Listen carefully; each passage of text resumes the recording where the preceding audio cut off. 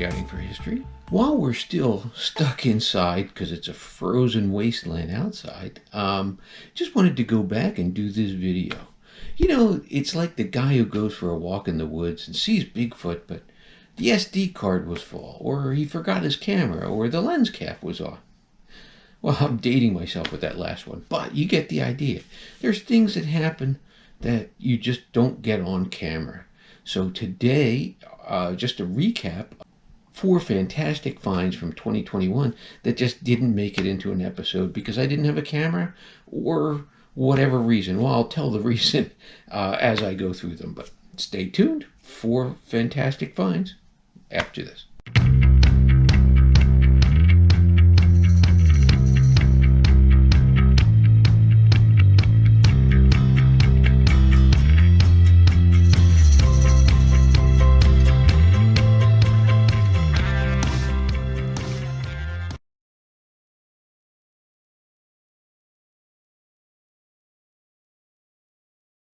This isn't necessarily my favorite, but it's one everybody can relate to. And I was detecting in the woods, out in the middle of nowhere, when I got a signal, and I had found a lot of bottle caps and a lot of pull tabs and things like that. Now, pull tabs, people generally assign a number to a pull tab, but pull tabs have a lot of different designs, and so they give a lot of different numbers and sounds, so you never exactly know what you're getting. So my motto is dig it all and find out what it is. So when I got what some people would call a pull tab signal in the woods and dug down and found a 14 karat gold wedding band. Now, there's no name inscribed in it. There's no information in it. I was finding colonial stuff. I was finding stuff from the 1800s in these woods. So there's no telling how old it is. It could have been dropped last year. It could have been dropped 100 years ago. There's just no way to know. But I didn't bring my camera with me that day. So I didn't get it on film or on digital film. Well, you know what I mean. So I didn't capture it. But a men's 14 karat gold wedding band, fantastic find any day of the week.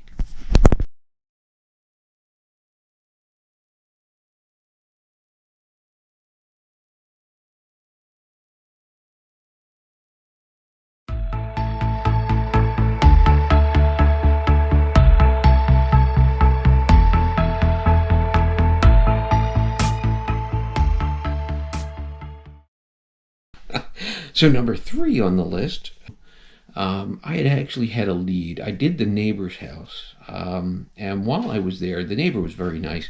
Well, every time I detect a house, I ask the neighbor, who do you think might be interested in finding out what's in their yard? Do you think they might let me detect? And I usually get a couple of names and a couple of recommendations. Well, at this house, the lady said, oh, talk to so-and-so next door. They're very nice. I'm sure they'll let you detect. Well, I went over a couple days later. I went over and there was no street parking. The place was packed. Must have been something going on. So I had to park 2 blocks away. I ran back, knocked on the door, and asked, and the woman said, no, you can't detect my yard. And I counteroffered. I said, well, how about if I just detect the curb strip down by the sidewalk, just around there? Is that okay? That's usually my counteroffer for people who say no. I ask for permission to do down there. 9 times out of 10, they say, yeah, go right ahead, which is great. So she said I could. So I ran back to the car and I grabbed my little handheld shovel and I grabbed my detector, but I left my GoPro and everything else in the car because I thought, well, I'm just going to find a bunch of modern clad and stuff like that. Well, I did. I found a bunch of modern clad and some trash, as always. But I popped out an Indian head penny. And I didn't think much of it. I put it away. And the next day, I thought, well, let me go, pick that penny and clean it up and see what I had. I never cleaned them in the field. So I started cleaning it up. And it turns out that it's an 1877 Indian head penny. Now this is not the rarest Indian head penny, but it is the highest value Indian head penny. So the 1909S is the rarest of the pennies. It had the lowest mint mark or mintage, but the 1877 has the highest value. And this one, even though it's in rough shape, it's been in the ground for way over 100 years. The coin dealer who ID'd it for me and verified it is what it is offered me $300 for it. I could probably get 4 or 5 on eBay very easily. So easily the best coin I've found. But again, I didn't get it on camera because it was supposed to be just a quick hunt. But you never know what you're going to find.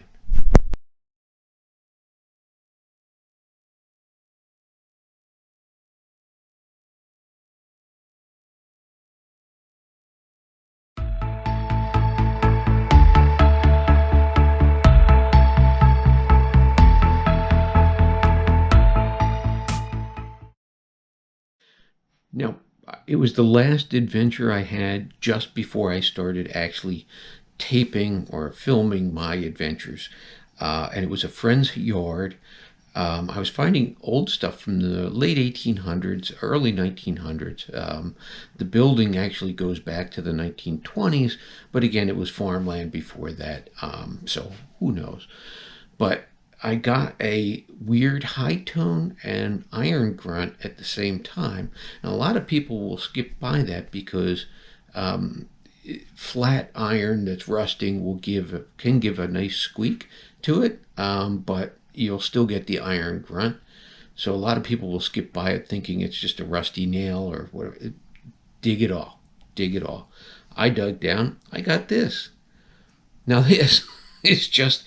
It took me a minute to figure out what it is. It's just a rusty, tiny little penknife. But near the penknife were these. Now these are the sterling silver handles to the penknife. And there's a spot here where it could have been engraved, but they never did bother getting it engraved. On the other side, it says sterling. But it's just a fantastic find to get. Everybody finds pen knives and pocket knives, but it's just fantastic to find a pocket knife or a pen knife that has silver handles and it's complete. So that is a fantastic find. Now after searching around a little, I did find that the pen knife was most likely made in France in the 1880s or 1890s, which would be about right because I was finding Indian head pennies and relics from the late 1800s, early 1900s. But I'm sure whoever lost it back then was not a happy camper, but I am so glad I found it, and I found it intact. So, awesome.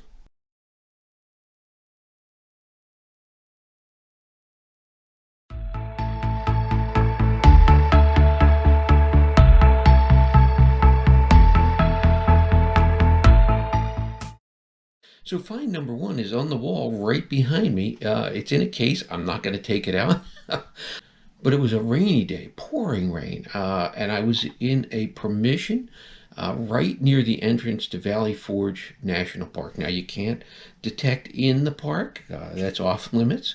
But on the road that leads to Valley Forge National Park, that's all I'll say, I was given permission to detect a big yard.